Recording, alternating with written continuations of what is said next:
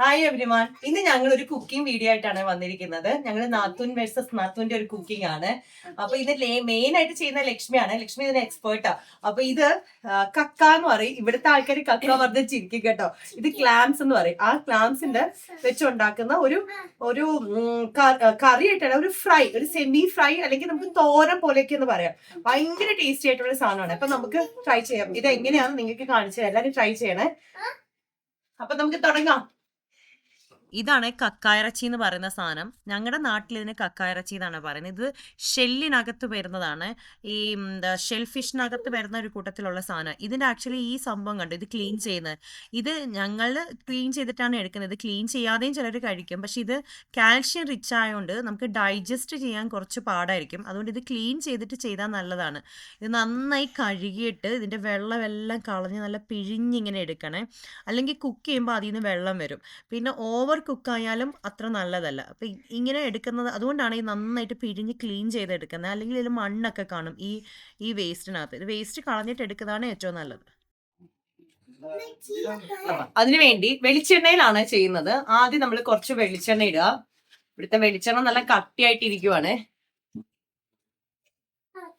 വെളിച്ചെണ്ണ ഇട്ടു. അതിനുശേഷം കുറച്ച് കടുക് ഇടുക.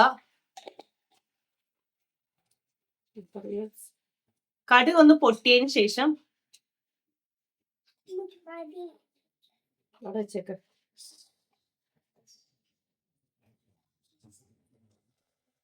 കരിയാപ്പില ഇടുക. ഇത് കണ്ടോ, ചെറിയ ഉള്ളിയാണ് ചേർക്കുന്നത്. ഈ ചെറിയ ഉള്ളിയാ ബെസ്റ്റ്. അല്ലെങ്കിൽ സവാളയാണെങ്കിൽ സവാള, അല്ലെങ്കിൽ ചെറിയ ഉള്ളി, ഇതെന്തെങ്കിലും മിക്സ് ചെയ്തും ഇടാം. അപ്പൊ ഇത് നന്നായിട്ട് ചെറുതായിട്ട് അരിഞ്ഞതാണ്.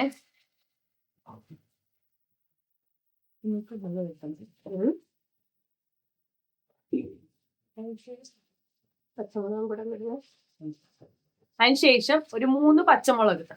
എരിവുള്ളതാണെങ്കിൽ 2 മതി കേട്ടോ. നമ്മൾ വീട്ടിലാരും അങ്ങനെ എരിവ് അധികം കഴിക്കാത്തവരാണ്. അതുകൊണ്ടാണ് 2 പച്ചമുളക്, 3 പച്ചമുളകേ ചേർക്കുന്നുള്ളൂ.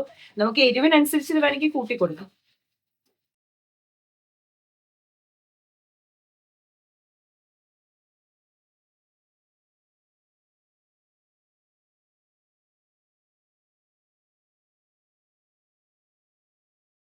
കുറച്ച് ഉപ്പിടുക.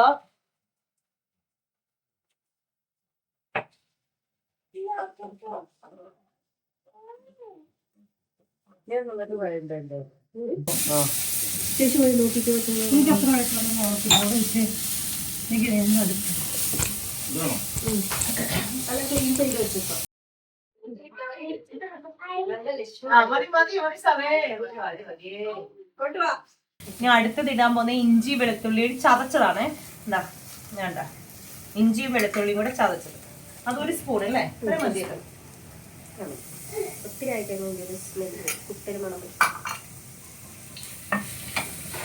മഞ്ഞപ്പൊടി, ഫസ്റ്റ് ഇടുന്ന മഞ്ഞപ്പൊടി, മുളക് പൊടി. മുളക് പൊടി നമ്മുടെ ഇഷ്ടത്തിനനുസരിച്ച്. ഇത് നാട്ടിൽ പൊടിച്ച പൊടി ആയതുകൊണ്ട് അധികം എരിവില്ലാത്ത പൊടിയാണ്.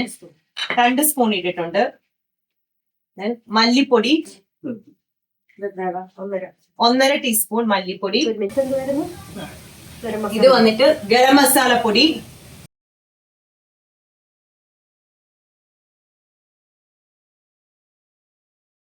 ഗരം മസാലപ്പൊടി നമ്മുടെ ഒരു മണത്തിനനുസരിച്ച് അധികം വേണ്ട, ഒരു 1/2 ടീസ്പൂൺ മതിയേ. പിന്നെ നമ്മൾ മെയിൻ ആയിട്ട് ചേർക്കുന്നത് പെരിഞ്ജീരകമില്ലേ, ഫെനൽ സീഡ് എന്ന് പറഞ്ഞ ആ പെരിഞ്ജീരകത്തിന്റെ പൊടി. അത് 1 സ്പൂൺ നന്നായിട്ട് ഇടണം. അതിന്റെ ഫ്ലേവർ ആണ് ഏറ്റവും നന്നായിട്ട് നിൽക്കുന്നത്. എന്നിട്ട് ഈ പൊടികളൊക്കെ ഒരു പച്ചമണം മാറുന്നിടം വരെ ഒന്ന് ഇളക്കണം. തേങ്ങ ചിരണ്ടി എടുത്തതാണ്. അത് അധികം ഒന്നും വേണ്ട, ഒരു പിടി അത്രയും മതി. അതുകൂടെ ചേർത്ത് കൊടുക്കുന്നുണ്ട്.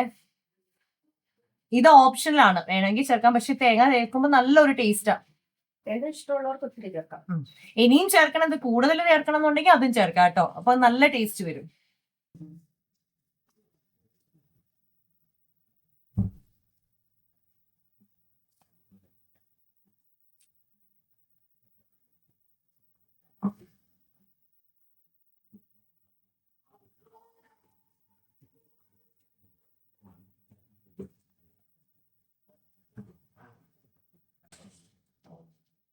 ആ അങ്ങനെ നമ്മുടെ കക്കാരച്ചി ഓൾമോസ്റ്റ് റെഡി ആയി. അത് കണ്ടോ നല്ല ഡ്രൈ ആയിട്ട് വന്നിട്ടുണ്ട്.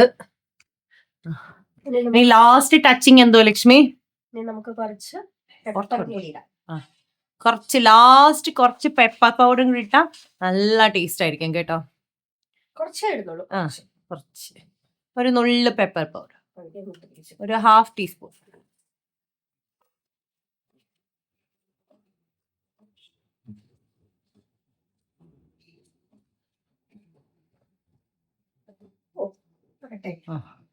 ഓക്കെ, നമ്മുടെ കക്ക ഫ്രൈ ഓക്കെ ആയിട്ടുണ്ട്. നമുക്ക് ഗ്യാസ് എല്ലാം ഓഫ് ചെയ്യാം.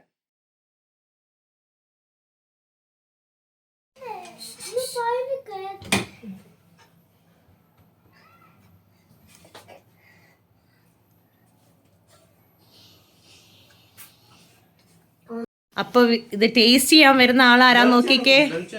ടേസ്റ്റ് ചെയ്തിട്ട് പറയണേ ഇത് എങ്ങനെ ഉണ്ടെന്ന്. എന്റെ ബ്രോയാണേ.